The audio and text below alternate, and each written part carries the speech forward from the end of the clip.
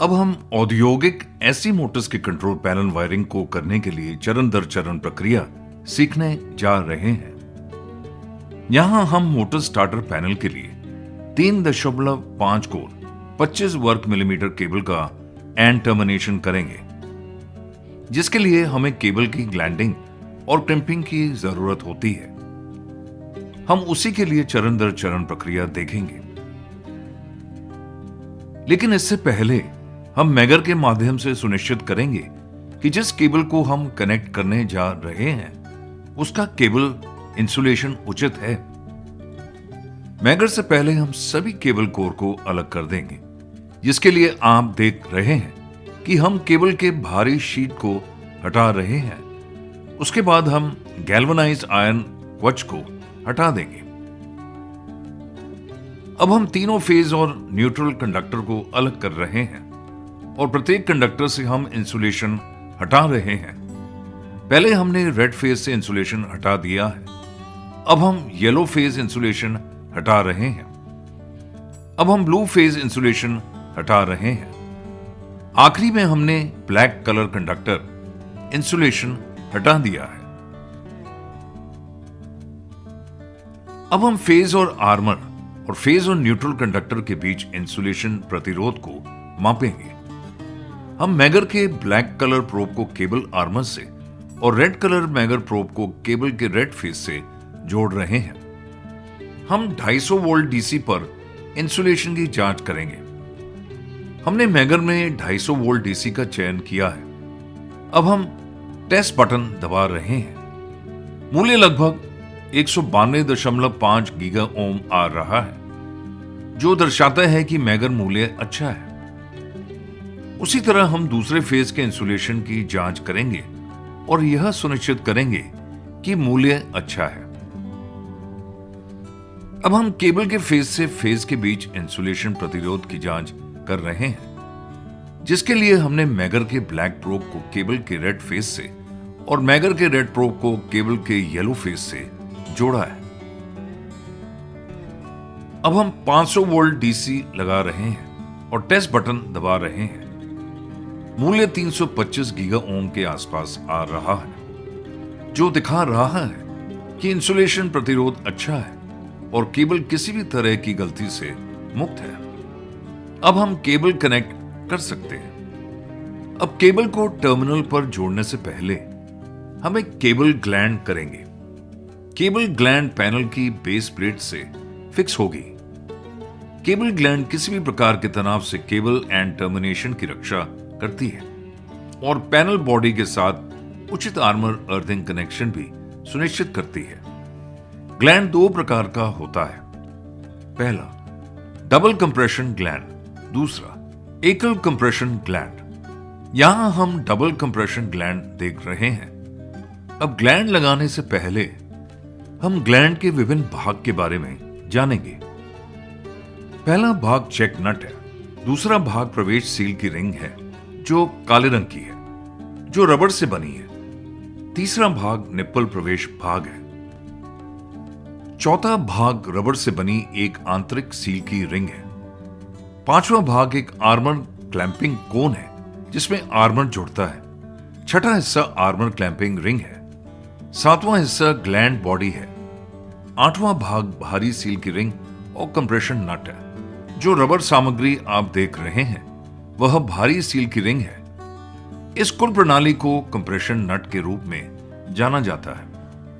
हमारे केबल का आकार 3.5 कोर 25 वर्ग मिलीमीटर है, जिसके लिए हम 28 मिलीमीटर साइज की ग्लैंड का इस्तेमाल कर रहे हैं। पैनल बेस प्लेट पर ग्लैंड को फिक्स करने के लिए हमने हॉल सॉ कटर के माध्यम से 28 मिलीमीटर आकार का छेद बनाया है। हम कुछ अतिरिक्त मार्जिन के साथ केबल को बेस प्लेट से टर्मिनेशन पॉइंट तक माप रहे हैं। अब हम केबल के भारी और भीतरी इंसुलेशन शीट और आर्मर को हटा रहे हैं। अब हम ग्लैंड को फिक्स करेंगे। पहले हम कंप्रेशन नट लगा रहे हैं। अब हमने ग्लैंड बॉडी डाली। अब क्लैंपिंग रिंग डाल रहे हैं।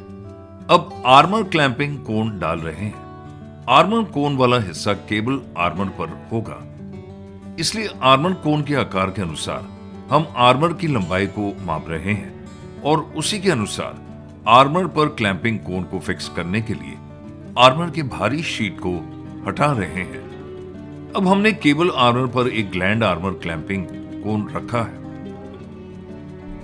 अब हम निप्पल एंट्री पार्ट डाल रहे हैं। अब हम प्रत्येक भाग को जोड़ रहे हैं और मंकी प्लायर की मदद से उचित जकड़न सुनिश्चित कर रहे हैं। अब अंत में हम एक मंकी प्लायर के उपयोग के साथ कंप्रेशन नट को कस रहे हैं। अब हम ग्लैंड के लिए बने बेस प्लेट होल के जरिए पैनल में केबल डाल रहे हैं। अब हम ग्लैंड का फाइनल चेक नट डाल रहे हैं, जो पैनल ग्लैंड प्लेट से ठीक से टाइट हो जाएगा। इस तरह हमारी केबल ग्लैंडिंग पूरी हो गई। अब हम केबल क्रिम्पिंग के लिए स्टेप बाय स्टेप प्रोसेस देखेंगे।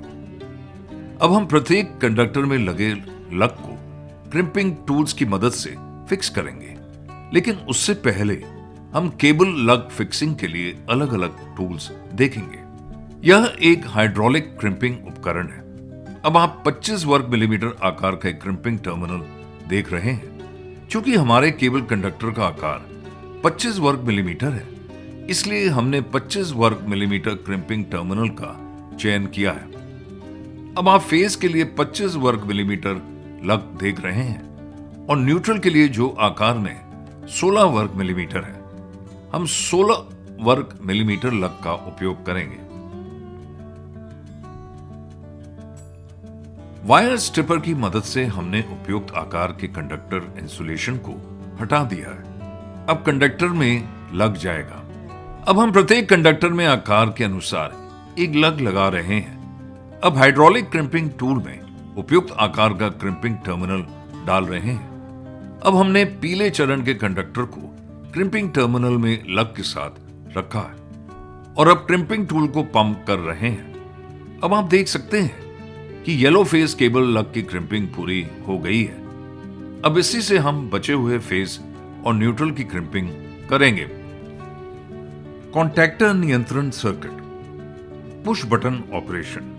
अब हम मोटर स्टार्टर पैनल के कंपोनेंट को देखेंगे। अब आप कॉन्टैक्टर देख रहे हैं, जो इलेक्ट्रोमैकेनिकल स्विच है, जो आपको एक सर्किट में करंट के प्रवाह को शुरू करने और रोकने की अनुमति देता है। एक प्रमुख विशेषता यह है कि एक कॉन्टैक्टर को शक्ति प्रदान करने वाला नियंत्रण सर्किट स्विच किए जा रहे सर्किट से विद्युत रूप से पृथक होता है। यदि आपके पास विद्युत रूप से पृथक सर्किट है, तो आप अपेक्षाकृत कम शक्ति के साथ भारी लोड वाले उच्च शक्ति सर्किट को स्विच कर सकते हैं और ओवर करंट या वोल्टेज स्पाइक से क्षति को रोक सकते हैं। जहां कहीं भी एक छोटे इनपुट सिग्नल के साथ मशीन को दूर या दूर से यानी दूर से चालू या बंद करना पसंद किया जाता है या जरूरत होती है, वहां कॉन्टैक्टर का उपयोग किया जा सकता है। कारों में electric motor control, lighting, installation और इग्निशन सिस्टम कुछ एप्लीकेशन है। यहां हम मोटर के स्टार्ट और स्टॉप ऑपरेशन के लिए उपयोग कर रहे हैं। विभिन्न शक्ति रेटिंग के आधार पर कॉन्टैक्टर उपलब्ध है। हम निम्नलिखित के आधार पर एक कॉन्टैक्टर का चयन कर सकते हैं। कॉन्टैक्टर रेटिंग अधिकतम स्विचिंग वोल्टेज और अधिकतम स्विचिंग करंट के साथ कॉन्टैक्टर द्वारा स्विच किए जा रहे मुख्य सर्किट पर निर्भर करती है। आप यहां 25 एम्पीयर का पावर कॉन्टैक्टर देख रहे हैं। कॉन्टैक्टर की coil rating, rated coil voltage, pickup voltage, drop out voltage और ऑपरेटिंग करंट पर आधारित होनी चाहिए। यहां हमने कॉइल वोल्टेज 240 वोल्ट एसी के एक कॉन्टैक्टर का चयन किया है। अब आप सहायक कॉन्टैक्ट देख रहे हैं। सहायक कॉन्टैक्ट का उपयोग पावर इंडिकेटर लाइट जैसे प्राथमिक स्विचिंग उपकरणों की निगरानी या सुरक्षा के लिए किया जाता है, जो आपको बताते हैं कि कोई मशीन चालू है या नहीं। एंड ऑन ब्लॉक के रूप में सामान्य रूप से खुले एनओ या सामान्य रूप से बंद एनसी प्रकार के सहायक कॉन्टैक्ट उपलब्ध है। एनओ सामान्य रूप से खुला रहता है, संपर्क सामान्य रूप से खुले होते हैं और स्विच चालू होने पर संपर्कों को बंद कर देते हैं। स्विच चालू करने के लिए कोई शक्ति नहीं होने पर एनसी सामान्य रूप से बंद हो जाता है। एक एन और एक एनसी आमतौर पर कॉन्टैक्टर में उपयोग किया जाता है, जो कि औद्योगिक, बिजली रिले और आपातकालीन स्टॉप बटन जैसे मैनुअल स्विच है। जब रिले संपर्ककर्ता सक्रिय हो जाता है तो सहायक संपर्क को एनसी से एनओ में बदल देता है। यांत्रिक रिले एक क्लिकिंग ध्वनि बनाते हैं जो सहायक संपर्क की गति को इंगित करता है। आप पैनल के मुख्य बोर्ड को देख सकते हैं जिसमें ऑन ऑफ का इंडिकेशन लाइट है, जिसके लिए हम एनओ एनसी कॉन्टैक्ट्स का उपयोग कर रहे हैं।